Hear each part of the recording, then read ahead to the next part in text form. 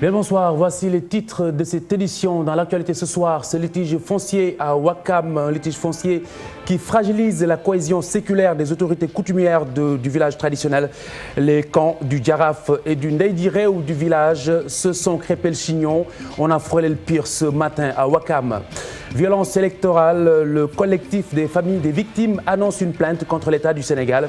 Après un point de la situation, les familles relèvent une lenteur dans le traitement du dossier.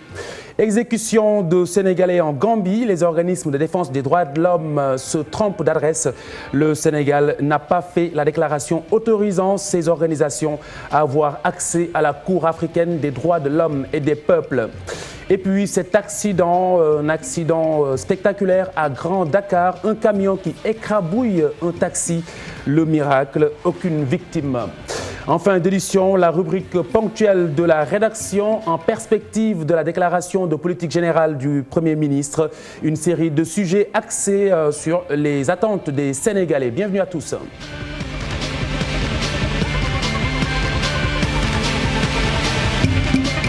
Mesdames, Messieurs, bonsoir. Un litige foncier qui sape l'harmonie dans le gouvernement traditionnel lébou de Ouakam. Le Ndeydireu qui accuse le Djaraf d'avoir bradé des terres.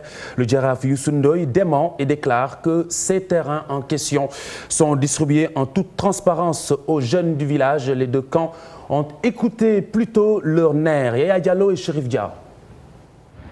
Voici les 31 hectares de terre appelés titre foncier 5007 situés aux alentours du monument de la Renaissance africaine à Ouakam. Ils constituent la pomme de discorde entre partisans du Djaraf Youssou Ndoye et ceux du Ndeydireu El Hadji Mamoussé Ndoye. Puisque 200 et quelques parcelles. Le Djaraf Youssou Ndoye a bradé plus de 200 parcelles et il ne veut pas qu'on en parle. C'est pourquoi il instrumentalise des jeunes qui commettent des actes de violence. Titre foncier 5007, Mako Ilif. Le titre foncier 5007 est sous ma coupe en tant que Djaraf de Ouakam. Ces terres appartiennent aux fils du village. Il faut qu'elles soient habitées et mon ambition est de les distribuer aux jeunes, n'en déplaise à certains. Nous avons trouvé le fils du Ndeydireu au poste de santé de Ouakam. L'homme qui voulait s'opposer au morcellement des terrains accuse l'autre partie de l'avoir agressé. Son père convoque une réunion d'urgence. On est venu calmement s'asseoir sur le terrain. Un de leurs est venu m'agresser. Et j'ai vu que je suis visé. Alors j'ai fui. Et les autres ont fui. Depuis plus de 7 mois, le collectif des jeunes de Ouakam a engagé un promoteur sous l'aval du Djaraf Youssou Ndoye pour procéder au morcellement du reste du titre 5007. Ils ont recruté des nervis, une quinzaine de nervis qui sont arrivés ici avec des lutteurs, avec des coupes, n'importe quoi. Et chose pour laquelle nous nous sommes mobilisés pour les faire sortir sur le site titre 5007. C'était ça. Nous sommes prêts à en découdre avec lui. Nous irons jusqu'au bout. Il nous a surpris, mais nous allons riposter. Le Djaraf Youssou Ndoye, mis en cause dans cette affaire, rejette ces accusations et appelle au calme. Il y avait 31 hectares. Nous avons presque tout distribué aux jeunes dans la transparence. Il en reste quelques 7 hectares. J'en avais informé le défunt Djaraf devant le procureur et il était d'accord. Il faut demander à Doudou Ndoye. Pourquoi a-t-il été débarqué de la mairie? Moi, mon rôle est de fédérer les populations. La partie adverse se réunit au domicile du défunt Djaraf Saïbatou Gueye pour, dit-elle, préparer la riposte. Le Djaraf Youssou Ndoye, lui, promet de poursuivre le morcellement du titre foncier 5007 qu'il va attribuer aux jeunes de Ouakam.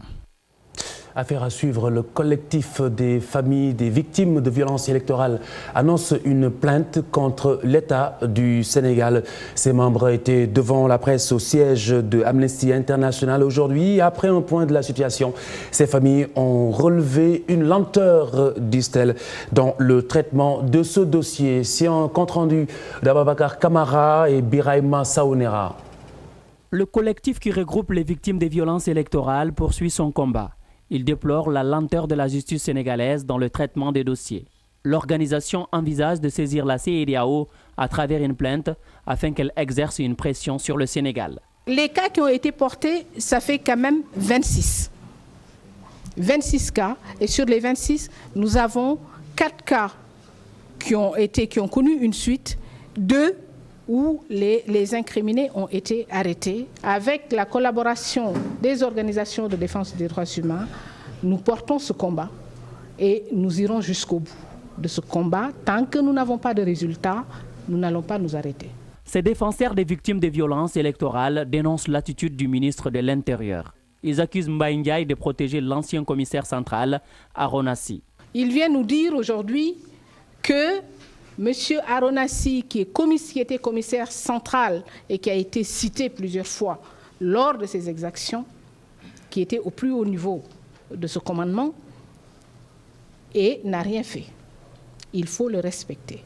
D'accord, il n'a rien fait. Nous voulons qu'il nous rassure encore, qu'il prenne son micro et parle à la population sénégalaise. J'interpelle par la même occasion l'État du Sénégal, le ministre Mbaye Ndiaye, ministre de la Justice, Mme Aminata Touré, le président Macky Sall, pour qu'ils sachent que le collectif est là et suit tous les dossiers. Il faut que la justice soit faite et rendue. Le collectif est dans une dynamique dont la finalité reste la clarification des exactions commises lors de la période électorale et enfin de situer les responsabilités. Il prévoit même des rencontres mensuelles pour faire l'état des lieux. Exécution de 2 Sénégalais condamnés à mort en Gambie. Les organismes de défense des droits de l'homme tapent à la mauvaise porte des ONG qui disent avoir saisi la Cour africaine des droits de l'homme et des peuples alors que le Sénégal n'a pas encore fait la déclaration leur autorisant justement l'accès à cette Cour. Par ailleurs, le président de l'instance soutient ne pas avoir été saisi. En effet, Nyung Geko était en visite à Dakar où il a rencontré la presse pour justement rappeler qu'il n'a pas encore été saisi. Coup de frayeur à Grand Dakar aujourd'hui en milieu de journée. Un camion qui a écrasé un taxi urbain, comme vous pouvez le découvrir sur ces images. L'accident envoie du coup le véhicule à la casse. Et puis, il y a eu donc plus de peur que de mal. Il n'y a pas eu de victimes. C'est un sujet de Mardieng et Mariem Biram Ba.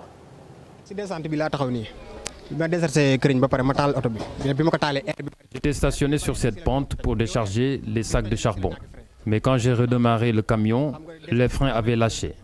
Le camion s'est dirigé vers le mur où il y avait beaucoup de personnes et il fallait choisir entre le mur et le taxi.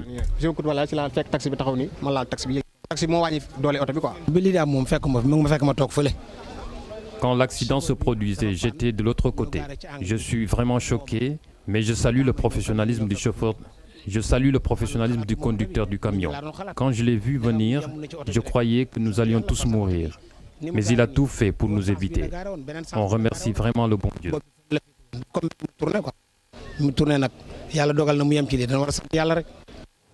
Les voix de la solidarité visent une recette globale de 150 millions de francs CFA au terme du concert prévu le 8 courant, samedi prochain, concert justement consacré aux sinistrés des inondations. Ce sera au Grand Théâtre. L'initiateur a rencontré la presse cet après-midi. Omar Pène qui a convaincu Youssou N'Dour, le ministre de la Culture et du Tourisme, de reprendre le micro. D'autres grands noms de la musique sénégalaise seront également sur scène, entre autres Thione Seck, Ismaël Lo. Ils sont au programme. L'ensemble des recettes sera versé donc dans cette caisse de solidarité destinée aux sinistrés des inondations à Dakar, sa banlieue et au reste du Sénégal. Omar Pène au micro TFM de Daouda Sow. Mon objectif fixé, c'est tout simplement de faire en sorte de réunir ces 150 millions qu'il nous faut pour donner aux sinistrés. C'est l'objectif fixé. Et je mettrai tous les atouts qui me seront offerts pour réussir cela. Et je pense que quelque part, si Youssou N'Dour peut m'apporter sa voix, mais je prends tout de suite, très sincèrement. Donc, bon, ce qu'en diront les gens, chacun a son opinion, vous savez. Les gens sont libres de penser ce qu'ils veulent. Je crois qu'il y a une commission qui s'en occupe, je crois, au niveau du ministère de l'Intérieur. Et je crois que l'argent qui sera récolté, peut-être que sera versé au ministère. Samedi prochain au Grand Théâtre. Nous poursuivons cette édition avec la mairie de Dakar à l'assaut des canaux d'évacuation à ciel ouvert. Une opération de curage est en cours pour désencombrer justement ces infrastructures. Souvent, l'herbe sauvage, le sable et les ordures ménagères obstruent ces conduits. Première étape, le célèbre Canal 4. Mardieng Adiatala. Le décor est repoussant et des corps étrangers obstruent l'évacuation des eaux. Le canal 4, devenu dépotoir d'ordures et un essaim de moustiques, expose les populations riveraines. Ces dernières appellent à un changement de comportement. Il y a toutes sortes d'ordures ici. Nous qui habitons ici, nous avons des problèmes pour respirer. On doit pérenniser le curage des canaux. Il y a du sable, il y a du tout. Le problème, c'est que les riverains qui habitent face, ils viennent tout le temps pour mettre leurs poubelles dans le canal. Et je pense que ça, ce n'est pas une bonne attitude. Ce serait mieux peut-être, avec notre comportement, de regarder, de changer le comportement. L'état hideux du canal 4 incite la mairie de Dakar à initier une opération de curage dévolue à l'État. Il faut que l'État sache que le curage des canaux, c'est une procédure d'urgence. Donc on ne doit pas être bloqué par rapport à ce curage des canaux. Maintenant, ce qui est important à savoir aujourd'hui, c'est ici au niveau du point, donc le canal de Fan, c'est le canal 4. Le curage est en train d'être fait et bien fait. Les autorités locales proposent des sanctions punitives pour lutter contre le déversement des immondices dans les canaux d'évacuation. Et les populations, je vous assure, là, on était dans le canal, il y a des populations qui viennent, qui déversent des ordures. Il faut qu'on arrive à sanctionner ces populations-là. Les autorités font un travail de fond dans le cadre de ces curages-là, et que les populations reviennent ici pour refaire les mêmes erreurs et font du canal un déversoir d'ordures. La mairie se fixe un délai d'1 mois pour rendre fluide le système d'évacuation du canal 4. Il reste 15 jours de curage, donc ce canal 4, on arrive normalement d'ici dimanche au niveau du bout là. Arrivé au bout, donc il y a tout ce qui est ordures, sable, etc. qui est accumulé. Et maintenant, c'est là-bas que les pelles mécaniques arrivent et enlèvent donc tout ce qui est immondice. Le canal 4, conçu pour seulement évacuer les eaux de pluie, reçoit en plus des immondices, des eaux usées et autres corps étrangers, qui à la longue risquent de l'ensevelir.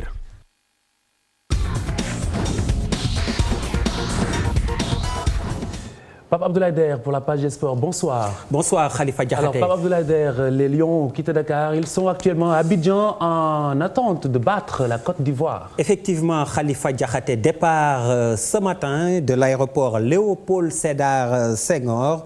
Et déjà, ils se sont entraînés cet après-midi au complexe de l'ASEC Mimosa, où donc on va prendre la température dans la capitale ivoirienne avec en direct dans cette édition, Cheikh Tidiane Diao. Cheikh Tidiane, bonsoir. Bonsoir, Pape Abdoulaye Der. Alors, dites-nous, comment merci. ça s'est passé l'entraînement? Mais avant, il faut d'abord rappeler, Pape Abdoulaye Der, que c'est à 12h10 que la pointe de Sarène qui transportait les Lions a foulé le tarmac de la base aérienne d'Abidjan. Les Lions, donc, accueillis ici par la colonie sénégalaise, un accueil très très chaleureux. Et après, ils ont rejoint l'hôtel Novotel d'Abidjan, où ils logent avec toute la délégation officielle, y compris. C'est donc à 16h30 qu'ils ont livré leur premier galop d'entraînement au complexe de l'ASEC d'Abidjan, de Solbeni, avec un groupe au complet, à l'exception des forfaits que nous savions déjà, que sont Moussa Sow et Pape Gaye Soirée. Abdoulaye Der, il faut signaler que la séance était très très virile ce soir, à tel point que Ferdinand Coly a demandé aux joueurs de lever le pied. La preuve, ce tacle de Kara sur Dame qui a donné des sueurs froides à l'encadrement technique. Mais finalement, plus de peur que de mal, Dame Doy a pu continuer avec ses coéquipiers long traitement. Donc, il faut dire que Joseph Koto a travaillé ce soir sur une surface réduite pour huiler le collectif des Lions du Sénégal. Mais pour le moment, sa stratégie est illisible. On ne peut pas la dégager en 11 de départ. Peut-être demain, lors de la dernière séance qui va se dérouler au stade Félix Houphouët-Boigny. Mais en attendant, la température monte au fur et à mesure qu'on approche samedi. Les Ivoiriens qui craignent un tout petit peu cette équipe nationale du Sénégal, puisqu'il y a des joueurs qui leur sont inconnus, et ils pensent que ces jeunes lourds dans l'ombre peuvent leur causer d'énormes difficultés. Et il faut dire aussi que l'entraîneur de cette équipe ivoirienne, Sabri Alamouchi, est très très critiqué ici à Abidjan. Il faut dire que ce n'est pas la sérénité donc chez les éléphants. Mais on verra ce que cela va donner. Et en attendant, donc, Abdoulaye Der, c'est cela que l'on pouvait vous dire en attendant les images que l'on va vous envoyer. Et vous allez voir de visu la détermination donc qui a animé ces Lions du Sénégal. Cheikh Tidiane, alors vous nous confirmez que Moussa Konaté a également fait le voyage avec les Lions? Oui, Moussa Konaté, il a participé à l'entraînement. Il était d'ailleurs très très en verve et il faut dire à l'hôtel, c'était le plus applaudi. Sa prestation lors des Jeux Olympiques a pratiquement fait une star aujourd'hui. Les Ivoiriens, à chaque fois, ils nous demandaient où est Moussa Konaté. Il était bien là et je vous le dis, il est bien en jambes. Voilà, merci Cheikh Tidiane Diaw. Et surtout, concentrez-vous sur le match.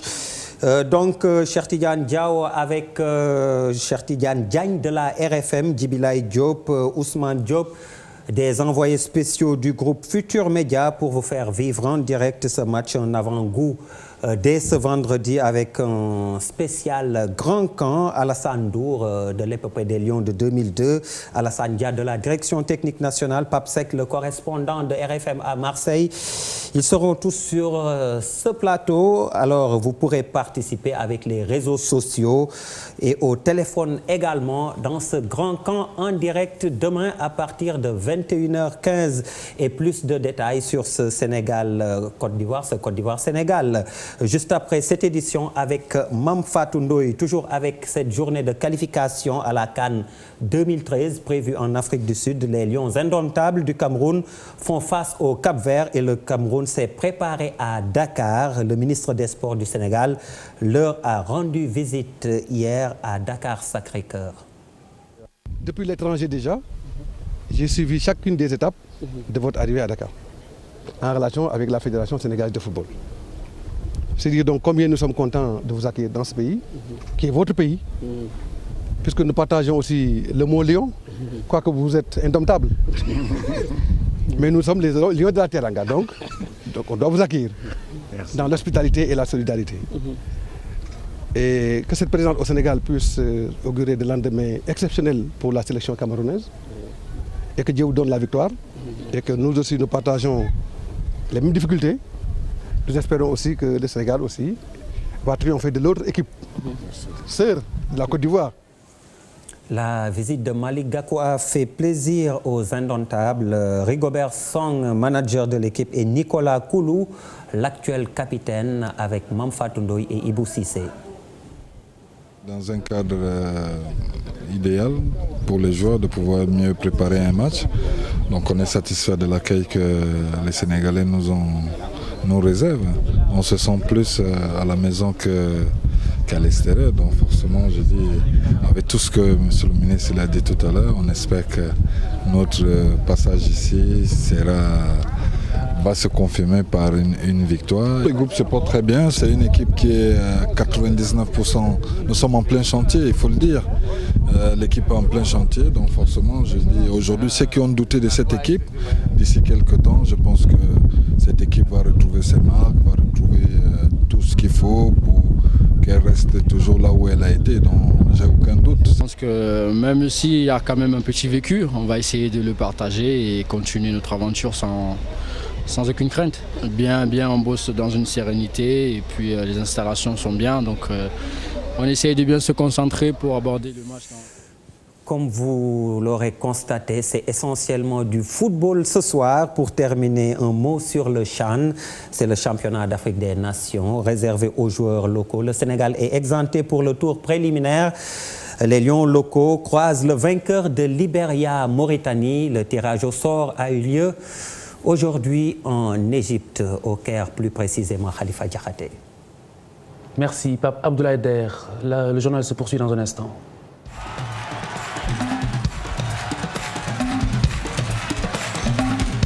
Pour clore cette édition, à présent, cette rubrique DPR dans la perspective de la déclaration de politique générale de Abdoul Mbaye, le chef du gouvernement. La série donc démarre avec la criminalité grandissante, ces agressions meurtrières qui se banalisent et alignent leur lot de victimes. L'avis ce soir d'un policier à la retraite, Salif Kassé, qui évoque le sous-effectif des forces de police, mais également un certain manque d'engagement des populations directement concernées.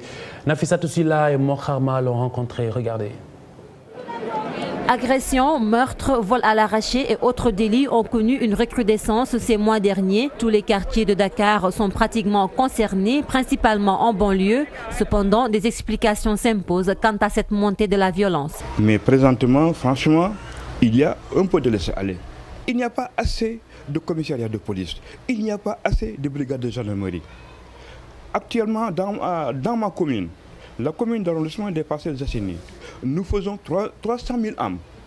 Est-ce qu'un seul commissariat peut alors surveiller tout cela? Pour cet ancien policier reconverti aujourd'hui en délégué de quartier aux Parcelles Assainies Unité 7, la responsabilité des populations est aussi engagée. Elle devrait s'impliquer davantage pour éradiquer ces crimes odieux. La police ne peut pas tout faire. Chacun de nous doit être policier. Mais les gens, ils ont peur de signaler les délinquants. Il faudrait que chacun prenne son courage à bras le corps pour dénoncer les délinquants mineurs. Et selon lui, tout crime est impardonnable et à défaut de la peine de mort, une punition beaucoup plus sérieuse doit être appliquée aux criminels. La peine de mort alors est bannie chez nous, qu'ils soient alors condamnés à perpétuité, à des travaux forcés à perpétuité au minimum. Puisque alors on ne tue pas, ces gens-là, même s'il est alors condamné à perpétuité, ils ne doivent pas mériter alors de grâce. On ne doit pas les gracier en aucun moment. Moi, je veux que l'État prenne alors ses responsabilités alors pour punir, pour châtier alors ces gens-là, pour qu'ils servent alors que cela serve un exemple pour de bon. Par ailleurs, pour réduire l'insécurité, une nouvelle politique est plus que nécessaire. À ce sujet, il interpelle le Premier ministre en perspective de sa déclaration de politique générale. Alors, moi, à mon avis, il faut au moins 3 ou 4 postes, plus le commissariat central. C'est ça qui pourra alors diminuer l'insécurité. Parce que s'il y avait, par exemple, alors dans l'arrondissement, il y a 20 alors, quartiers.